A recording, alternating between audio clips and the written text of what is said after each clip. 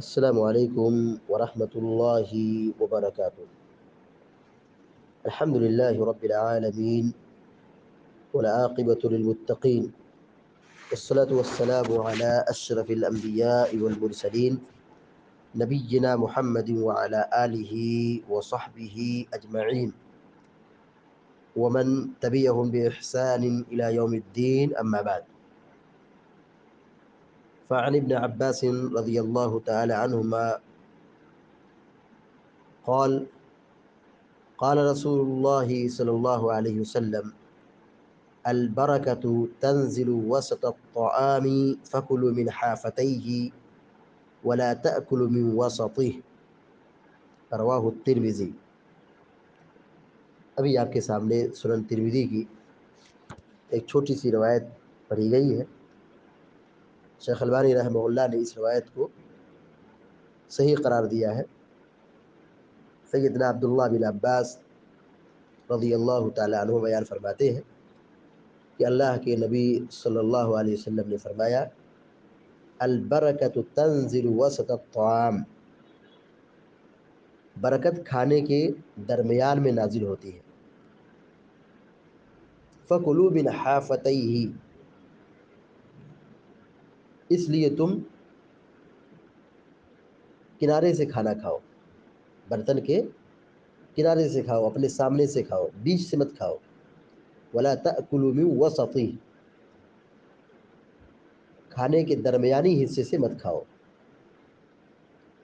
اس حدیث میں اللہ کے نبی صلی اللہ علیہ وسلم نے کھانے کا ایک ادب بتلایا ہے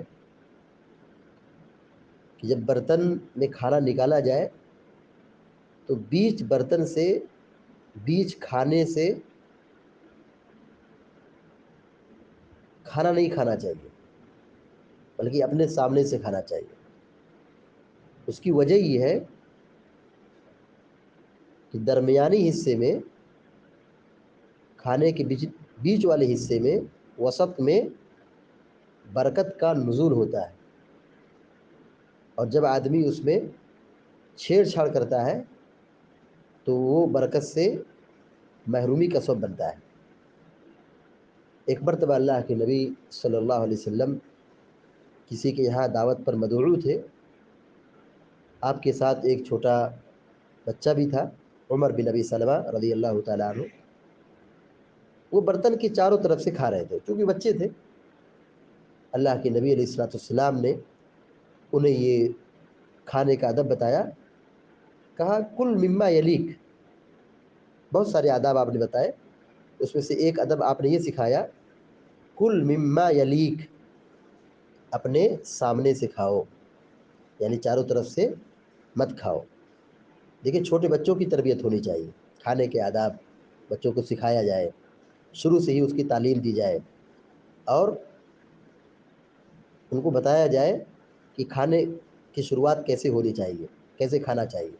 سامنے سے کھانا چاہیے، چاروں طرف سے نہ کھانا کھائے، کیونکہ اگر چاروں طرف سے کھانا کھاؤ گے تو برکت کیا ہوگی؟ ڈسٹرب ہوگی، کیونکہ برکت کا نزول سامنے سے ہوتا ہے، اور اللہ کے نبی صلی اللہ علیہ وسلم نے بیچ سے کھانے سے منع فرمایا ہے۔ تو خیر اور بھلائی اور برکت اللہ کے رسول صلی اللہ علیہ وسلم کی تعلیمات پر عمل کرنے میں ہے، سنت پر چلنے میں ہے۔ اللہ تعالیٰ سے دعا ہے کہ اللہ تعالیٰ ہم سب کو اس حدیث پر عمل کرنے کی توفیق عطا فرمائے، آمین یا رب العالمین۔ وصلی اللہ علی نبینا محمد وسلم تسلیما کثیرا۔ السلام علیکم ورحمۃ اللہ وبرکاتہ۔